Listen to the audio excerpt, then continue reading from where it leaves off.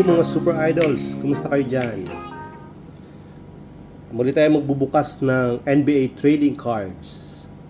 Dito meron tayong dalawang packs mula sa Hoops, NBA Hoops ng 2023 at 2024, 15 cards per pack. So as usual, Wembanyama ang hinahanap natin. And then meron tayo dito isang pack ng top class 2023 at 2024 din. Buksan natin yan. Tingnan natin ang kalalabasan. So before yan, meron tayo ditong Luka Doncic at saka si Kyrie Irving. Ito mula sa Hoops, ito mula sa Donruss. Nilabas ko pampaswerte. Sana makuha din natin itong mga to, sina Luka at saka si Kyrie. Ayan. Buksan natin to. Parang biscuit lang. Before, parang rebis ko lang yung binubuksan ko ng ganito. Ngayon, meron tayong NBA cards. Unahin natin siguro si top class. Si top class na lang 8 cards inside. Marami dito makukuha. Meron tayong mga non-base cards. Supersonic, Max Power, merong Winner, Rainbow Master, Synergy. Yan yung Synergy yung gusto kong makuha dyan. Masterclass, New Sensation, Unbeatable, saka isang Pure Basketball. So, simulan natin. Let's try.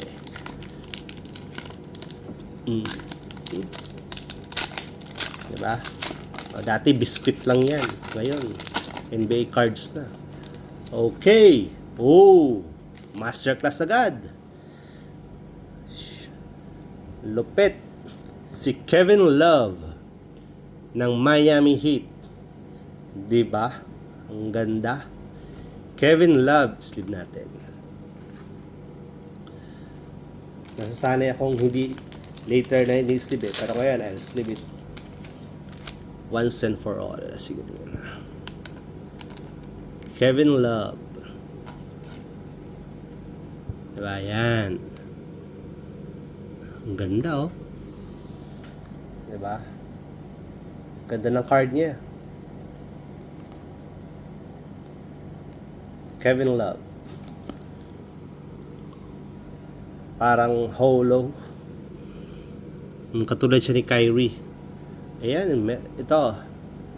Purple. Ganda oh. Purple yung court niya. Pero base card lang to. Si Walker Kessler ng Utah Jazz. Base card ng top class. Next. Rainbow Master. Si Damian Lillard. Dame time. Pag sinabing Rainbow Master, ito yung mga mahuhusay sa 3 points. Galing. Sleeve natin yan. Later na lang natin sleeve. Pakita lang natin yung likod. Ayan o, likod. Number 0, Damian Lillard. Si Walker Kessler, purple. Number 24, diba? Parang Kobe Bryant. Ito, Supersonic. Galing. Ibig sabihin naman dito yung mga slashers. Si Jaylen Brown ng Boston Celtics. Next, from Miami Heat. Wow. Mukhang Synergy. Synergy nga from Miami Heat. Si Bam Adebayo at saka si Jimmy Butler. Ang galing. Ang hinahanap kong synergy yung Luka at saka si Kyrie nung Dallas. The best.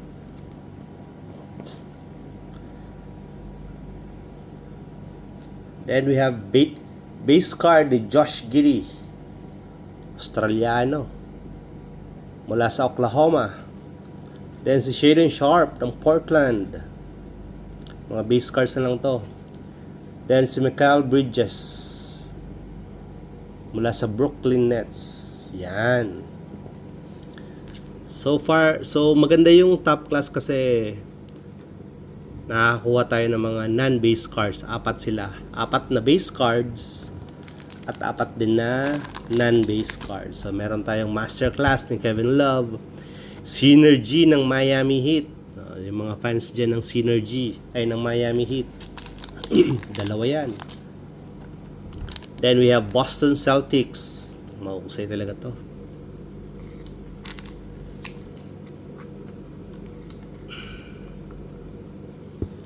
Then we have Rainbow Master ni Dame Time. Ganda ng cards nila. Top class. Marami pa tayong top class na bubuksan. Pero sa ngayon, yan lang muna. Makita mo naman sa background, oh. Meron tayong Flux, Select, Illusions, Hoops, Donruss, saka Prism. Yan. Pero per pack lang muna tayo magbukas. Ito, kita mo, napupuno na. Puno na yung mga parallels ko dito na box. Next is itong NBA Hoops. Walang Wembanyama sa top class. Pero meron tayong dalawang Wembanyama muna sa top class. So sana dito may makita tayong Victor Wembanyama. Gusto natin ng biskwit. Punit. Yan. Dito maraming base cards dito eh. 15 cards. So ilan lang naman dito ang non-base. Mukhang nakita ko yung likod ah. Yan, una. Unang-una. Tyrese Maxey ng Philadelphia. Ito yung mga base card ng Hoops. Next is KCP, Denver. Dame Time again. Portland pa siya rito. Oh. Pero 2023-24 na siya. Then we have